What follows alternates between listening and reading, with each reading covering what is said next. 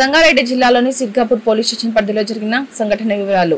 భూ తగాదం ఒకరిని బలి తీసుకుంది. ఈ ఘటన సంగారెడ్డి జిల్లా సిర్గాపూర్ మండలం ఖాజాపూర్ గ్రామ శివారులో చోటు చేసుకుంది.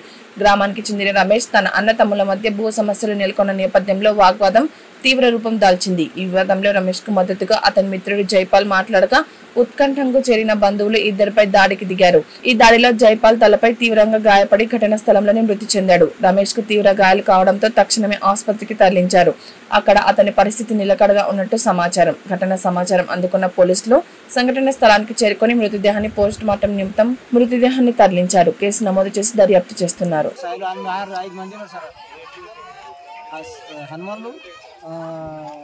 राजू हमारा पंडरी साना बुझ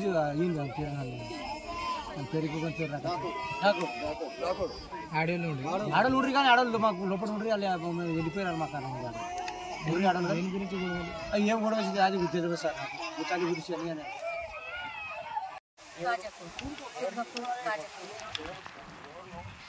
నేను రామేష్ వాళ్ళ అమ్మ ఏమైంది సార్, గోదలకు నీళ్ళు తాపుతానే వచ్చిండు. గోదలకు నీళ్ళు తాపుతానే వస్తే నా భర్త ఉండడానికి ఎక్కరు భూమి ఇచ్చింది. ఎక్కరు గుంజుకుంటే కూడా మేము ఇడ్సబెట్టినాం సార్. మేము వాళ్ళు నలుగురు ఉన్నారు, మేము ఒక్కలం ఉన్నామని మేము పోలేము సార్ జగడంలో. ఖాళీ ట్రాక్టర్కి పోనీయలేరు. ఖాళీ ట్రాక్టర్ పోనీయకపోతే కూడా అట్లా గుడుకున్నాం సార్. మేము అట్లా గుడుకున్నాం. అట్లా పోయిన వాళ్ళు నలుగురు ఉన్నారు, మనం ఒక్కలం ఉన్నాం బయట అటు మనం ఏడంగా పోదామని అట్లా కూడా భూమి కూడా వదిలేసి భూమి వదిలేసినాక కూడా పిల్లగాడు గోదలకు నీళ్ళు తాపుతానే వచ్చింది. గోదలకు నీళ్ళు తాపుతానే వస్తే రమేష్ ఎంబడి జైపాల్ వాళ్ళు కూడా సార్ దోస్తులు, హనుమంతు జైపాల్ కూడా దోస్తులు. అంటే పోయి గోదలకు నీళ్ళు దాటి వస్తారు అని నేను అనుకున్నారని మరి నాకేం మనసు పొందలేదు సార్. నాకు ఎట్లా అనిపించలేదు. ఏమో ఎక్కడ వాళ్ళు వేసేసండి అందరు పోయి చేనులు ఉంటున్నారు. నాకు అనుమానం వస్తున్నారు. బయట నడువు నేను కూడా వస్తాను అని బండి మీద వచ్చారు. నేను నడుచుకుంటా రాబట్టి ఏమో జగడం దిగడం ఏమైనా కాగలని నేను నడుచుకుంటా రాబట్టి ఏం చెప్పిండు సారు.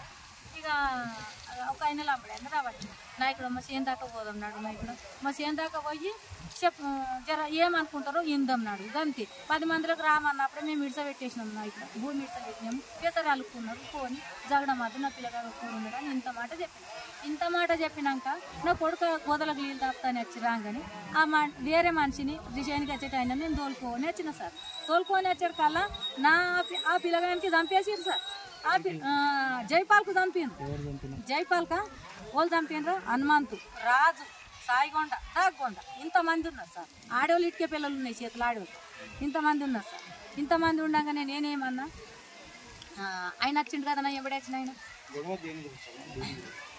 ఇప్పుడైతే ఏం గొడవ జరగలేదు సార్. ఇప్పుడు ఏం గొడవ అనేది అస్సలే లేదు.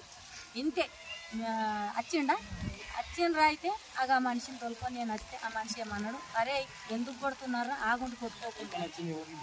జైపాల్కు కాదు, జైపాల్కేమో నా కొడుకు ఏమడి వచ్చాడు. జై అలా అర్ధగంట ముందు నేను అర్ధగంట కల్లా నా కొడుకు ఆ జైపాలి పానం బాయి నాది నా పోరాన్ని చంపుతున్నాడు. నా పోరాడు కూడా బేవోసులోనే ఉన్నాడు సార్. ఇప్పుడు లేపితే లేవలేదు. 4 వాటి అలా ఆటోనో ఏముట్లనో వేసుకోపోయింది సార్. నాకు తెలియదు. నా పిల్లగాంటి ఇక్కడికి వెళ్ళి వచ్చిండని నేను ఇక్కడ వదిలేస్తే మంచిగా ఉండదు సార్. కూర మాట ఉన్నది అని నేను ఇంతే మాట సారు. కక్షలు లేవు, ఏం లేవు, ఎక్కడ లేవు సారు.